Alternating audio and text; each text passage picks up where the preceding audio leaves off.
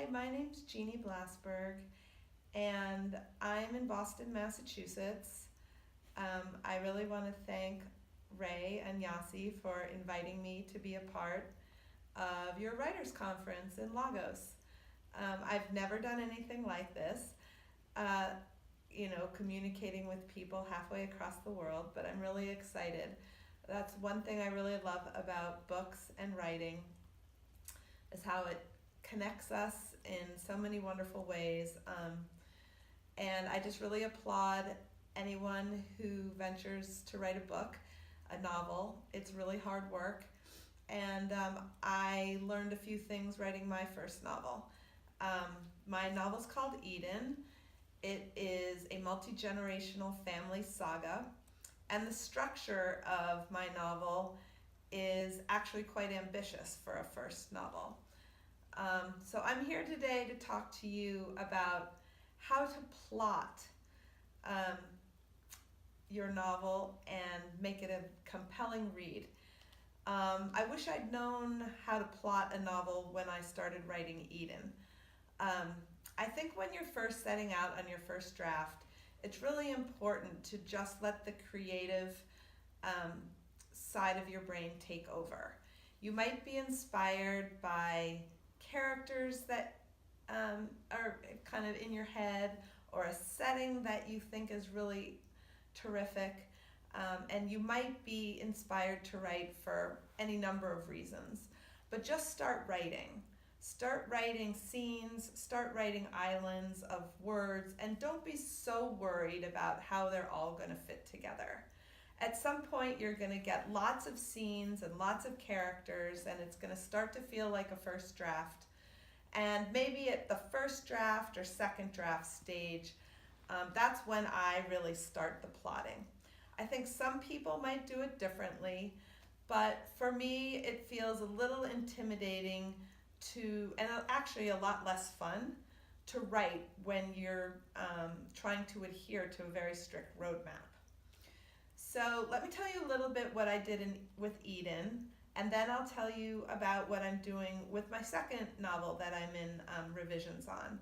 And obviously I've learned something, and I'm doing it a little bit more in a smarter way.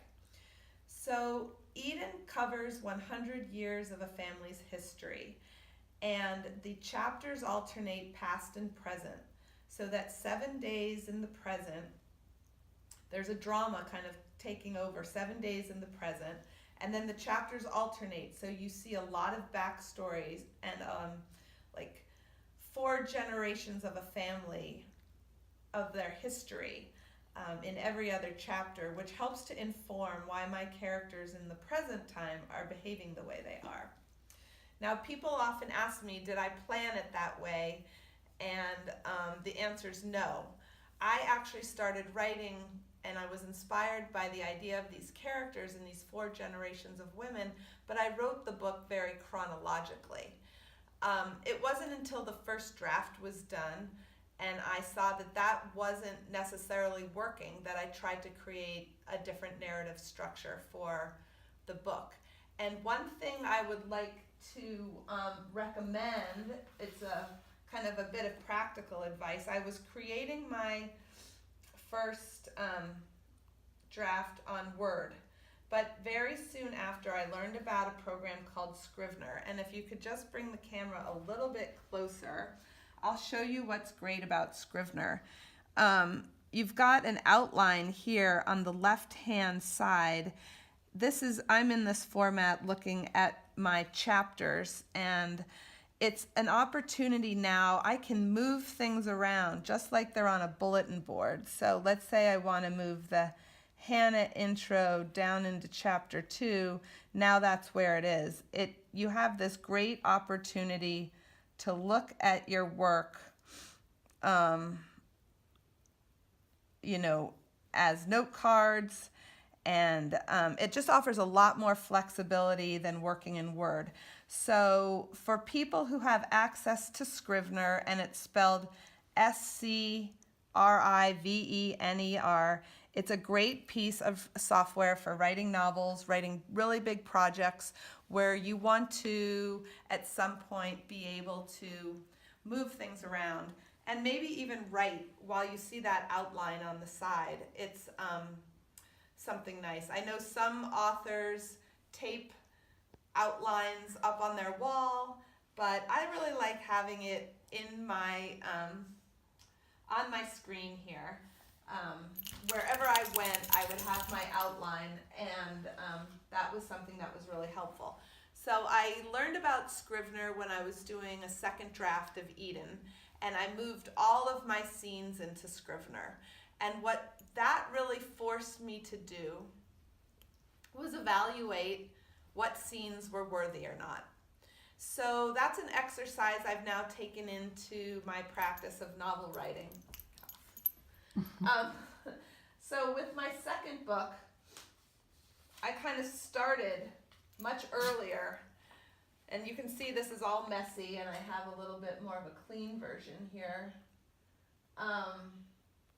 But with my second book, I've written a list of all the chapters and all the scenes. The color code here is which character is in the scene and whose point of view is the scene written in.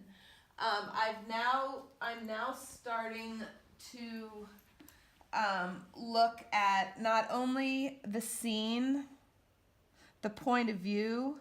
I want to know who else is present in the scene. I want to know what's the setting, what is the location of this scene, what's the season, the weather, the primary sense, what's the intention of the scene. So you need to now get to a place where you're disciplined and you are making sure each scene is serving a purpose. And when I first wrote Eden, this is just so people feel better, this was 800 pages. It is now a novel of like 327 pages. So there were a lot of scenes I took out. But I want you to feel fine that all of the 400 pages that didn't end up in the book, and you writers out there, you might have lots of pages that don't make it into your book, and was that wasted time? Absolutely not, because you know your characters inside and out.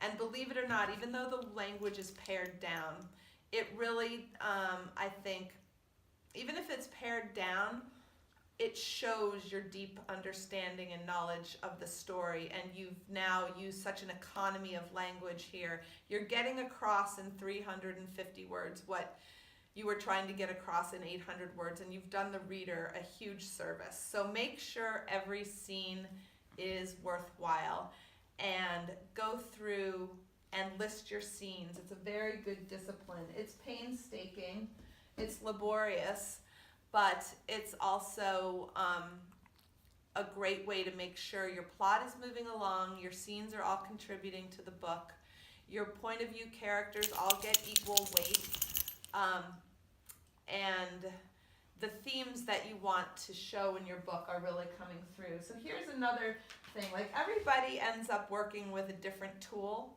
and so I'm just showing you a couple of tools here. This is from a writer's workshop I went to. There's something called the W.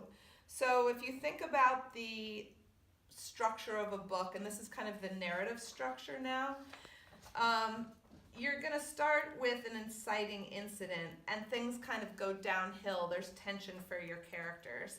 And then somewhere in the book, things are going to pick up, and there's almost this feeling like everything's going to be okay. But of course, it can't be that simple. There's got to be another downfall and another struggle, another conflict. So in addition to the story following the W, the actual action of the story, your characters have an inner transformation. And I think most people read fiction because they want to see a transformation in the characters. So it's interesting to plot the action as it's happening, as you're having your ups and downs, but also take your main characters and plot the transformation in their psyches. How are they changing because of what they're living through? How are they evolving? How are they becoming better people or more evolved people? Is there growth? Is there a relationship that's fractured and now it's healing? Is there a conception they have about the world that's completely changed? So don't just think about plotting the action. You need to closely marry it with the evolution of your characters. You can Google a YouTube video that's done by a wonderful teacher named Mary Carol Moore, who has lots more to say about the W. She has probably a 30-minute YouTube video about the different points on this W, and it's really her creation, so I need to credit Mary Carol Moore for that. I think Mary also provided me with this wonderful worksheet that I used as I was writing Eden. This is just a really simple box. And these 5 boxes kind of relate to the points of a W. So you've got 1, 2, 3, 4, 5. Those points, things happen along the way, but those are your major ups and downs. So what we do is we take each one of those points and we describe the event and the dilemma it presents. What is at stake at this moment? And then again, we describe who the primary character is in this moment, and what is their longing, what is their fear, what is their desire. What's the primary setting for this moment? So where is the location? Where is this happening? Setting, you can't forget about setting. It is always an incredible opportunity to show mood, to show character, because you'll have a character with a point of view. So what are they noticing in this setting at that point in time? What's really standing out? Are they seeing things in detail, or is it just a complete flash of light? I mean, the way you write setting is a major opportunity to show plot and transformation in a character or in a scene. And then the 4th column here, what element of theme is being presented in this moment of the story? So, for example, I'll just read you what I wrote here, and for people who have read Eden, it might make a little more sense. But in my first, in the very beginning of the book, Becca, who's the grandmother, she learns her granddaughter is pregnant, and she also learns her husband left her he passed away and left her in financial crisis. Who's the primary character in this moment, and what's their longing, fear, or desire? So Becca, the grandmother, is the primary character, and her fear is that she's losing her home, and at the same time, there's going to be a lot of gossip and disgrace around her family. Both because her daughter is pregnant out of wedlock, her granddaughter is pregnant out of wedlock, and because she's got no money left. And this is a family that was very concerned with outward appearances. What is the primary location for this particular scene? Be as specific as possible. So the kitchen and the study in their home, really. The kitchen is the heart of this home. And this book is very much about the women in a family. So the very domestic space and the heart of the domesticity is the kitchen.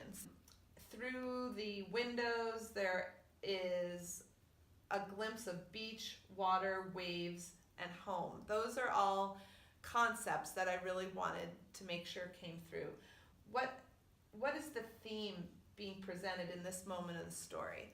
So it's really important. At one point, I wrote a whole list of things that I wanted to come through in Eden, be it mother-daughter relationships. What do we leave our children? What, as children, do we take from our parents? So inheritance, natural forces, storms, the moon, all sorts of, Mother Nature in its own right, what we have no control over. Intergenerational repeating of patterns from one generation to another, that was very important to me. What's a woman's role in society and in a family? That was an important theme. Familial dysfunction, that was an important theme, and living up to your parents' expectations. And then creation, rebirth, a new chance, and you know, it relates to the title Eden, kind of that whole concept of creation. So in this first part of the W, this first opening scene, what was the theme? It was repetition and insecurity. There is action, and that's maybe the easiest thing there is to plot. But you have to marry it with your character's development. You have to marry it with setting. What different, you know, everything in your book shouldn't take place in the same kitchen.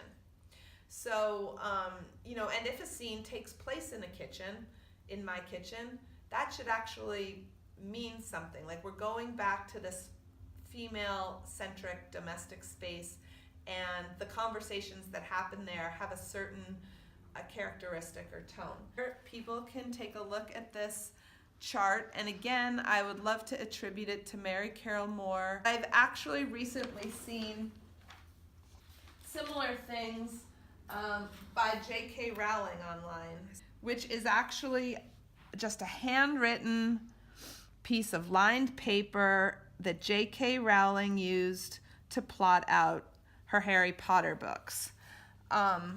So she would have the chapter name on the left, the date in which the chapter, like the date in which the action was happening. Actually, everything follows a tight time frame because it's obviously aligned with a school year.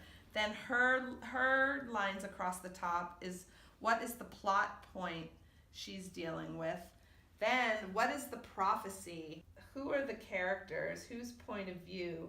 So I've learned with my second book, I think, how to tell a story, but this is going to be a much simpler telling than Eden was. It's the story of a boy, his mother, and a teacher at a school where the boy attends. I wrote the first several drafts in Scrivener. Now I am in the process of evaluating all my chapters, cutting out certain scenes, and adding some scenes. All I can say is keep writing drafts. This isn't easy. It starts to make more sense the more practice. With more practice, it starts to make more sense with research. Like you can see, I've worked with lots of teachers and looked at how different writers do it, and there's not one correct way, but find a way that works for you and use it. Hold yourself accountable to an outline or a spreadsheet once you're in your second or third draft. I'd like to thank you for being a part of this wonderful conference in Lagos. I want to say again, hello and thank you to all you wonderful writers in Nigeria, and invite you to follow up with any further questions you might have for me. I have a website where you can contact me with questions. I'd be happy to follow up on anything that remains unanswered after this video.